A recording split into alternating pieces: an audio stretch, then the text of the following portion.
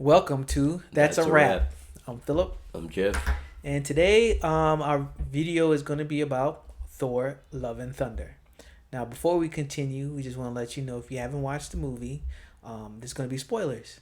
So if you want to go watch the movie first and then come watch our video, then you might want to go do that now.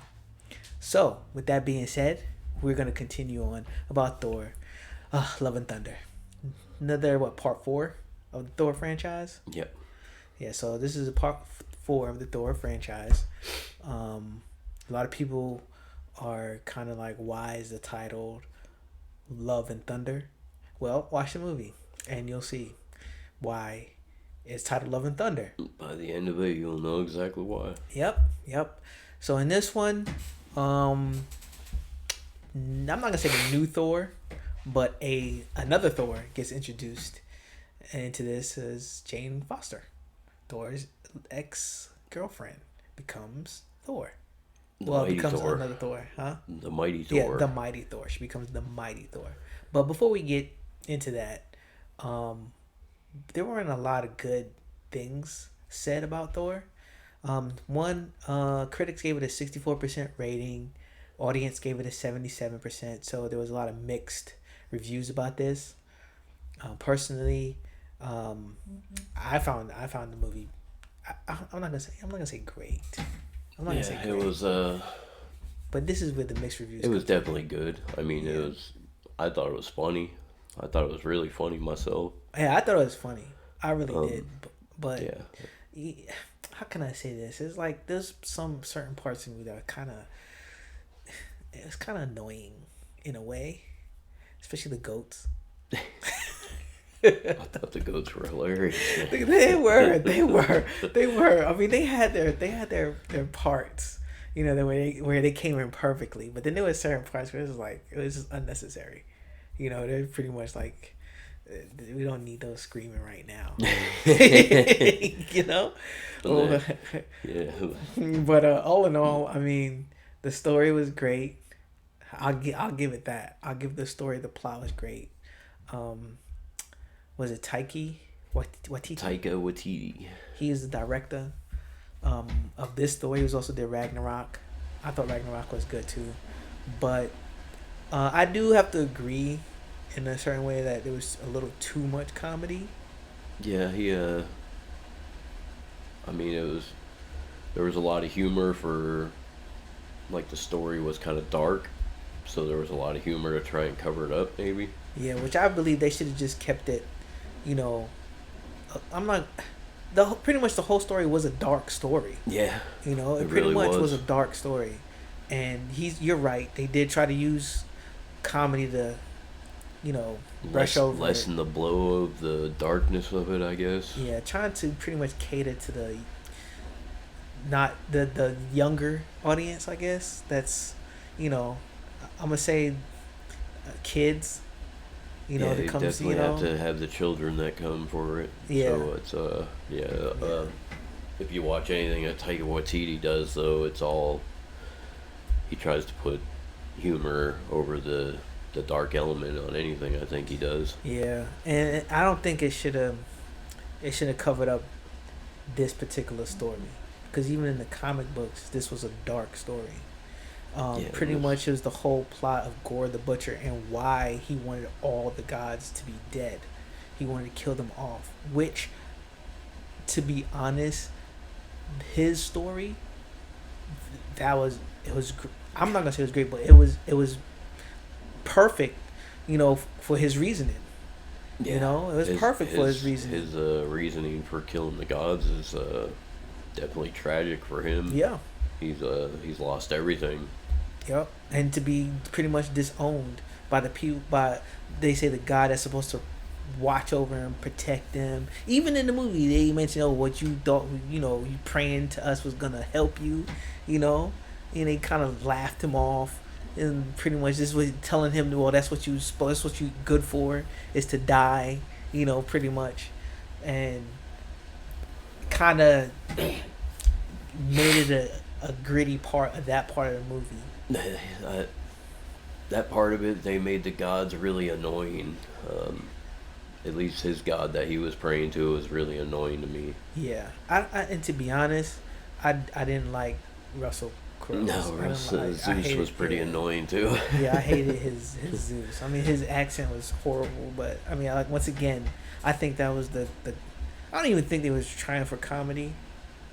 I mean, to be honest, I really believe they were. I think he's trying for just over the top humor for the way that Russell Crowe acted as Zeus. I mean, he's hiking up his dress to go down the stairs. So stupid. I'm sorry. That was there was a lot of over the top humor that just didn't need to be there. Yeah, but still, the movie. I mean, it was good. It was good. Christian Bale oh my god, was he great? Yes. I was a little skeptical because they didn't make gore comic accurate, but man, he played that part so well. He was scary. Yeah, for real. He was definitely scary. Yes, and I have to give Christian Bale's props on that. Yeah, he did a fantastic job. Amazing. He really did. He played his part great. Yeah, yes, you're right. He did. He made the movie, and because of that, it is worth watching. I mean, even Jane Foster, she played. She did great. What was the? I'm so sorry. The actress again. She's been in so many movies. Natalie Portman. She did great. Even her story's tragic too. Yep. And I'm glad they kept it. You know, from the comics. I'm glad they did that. Yep. And what's great too is shows how Mjolnir accepted her. Right now, it shows why she became the mighty Thor. Yep. All right, not because of the sickness, but for what Thor did and what he said when they were together. Yep. Okay, so that's going to be explained on how she became the mighty in touch. Thor. Yeah, how Mjolnir came to her. So that's another, plus in this one, but it's not over for her either. I think they're gonna make she's gonna make a either spinoff.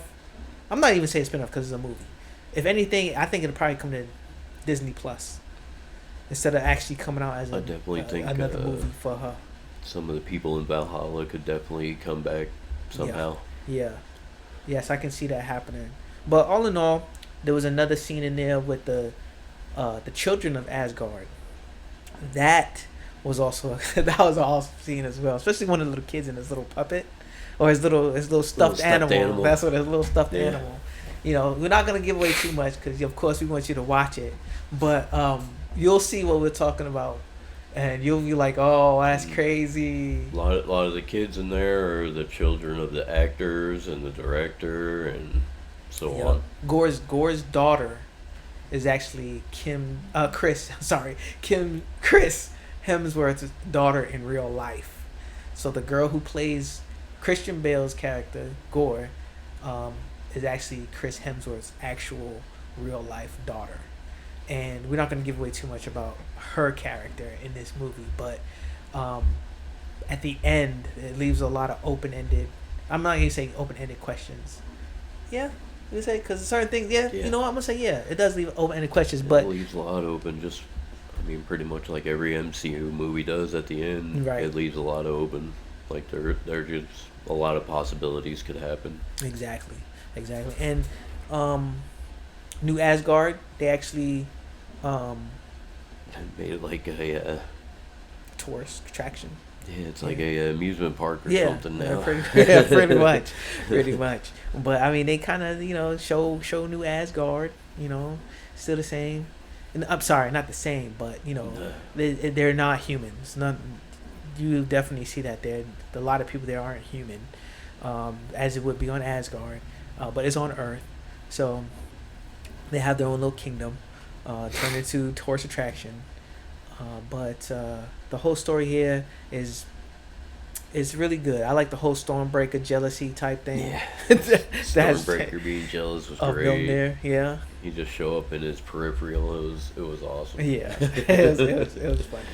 So even though it's getting mixed reviews and a whole thing, actually, I really wish they kind of showed some more of Guardians of the Galaxy. Yeah. I mean, it's supposed to be a standalone Thor film, but when we seen the previews, it was kind of building up that the Guardians would be in it for a lot. Yeah. And they weren't in it long at all.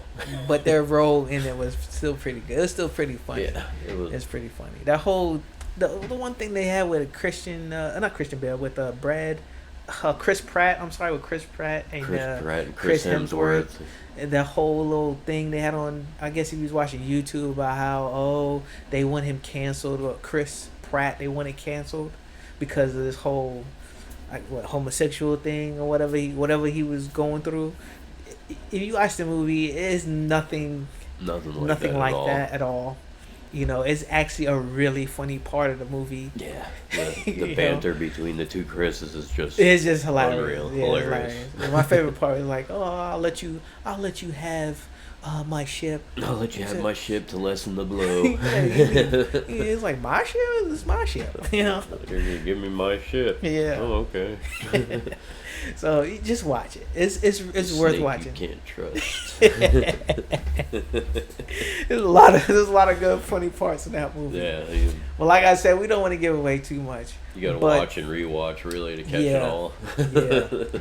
But at the end of the movie, there's a whole thing between Thor and his daughter. Okay, I'm gonna just say that his real life daughter. You know, just give you a little breadcrumb. But what we would like to hear from you guys is, what do you think about that team up or that duo at the end of the movie if you watch it? Okay, so if you watch it, please leave your comments down below. Give us a thumbs up, share this video, you know, let us know what you think that is gonna come from that little Thor duo. We have our own opinions, which I don't know. Should we give it to them now? No. We got to get some comments first. Yeah, let's hear some comments.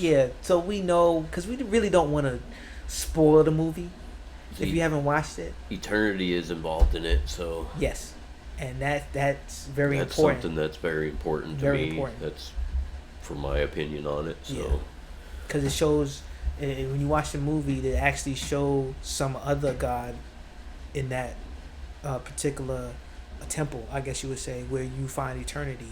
And she has something else to do in the MC universe as well.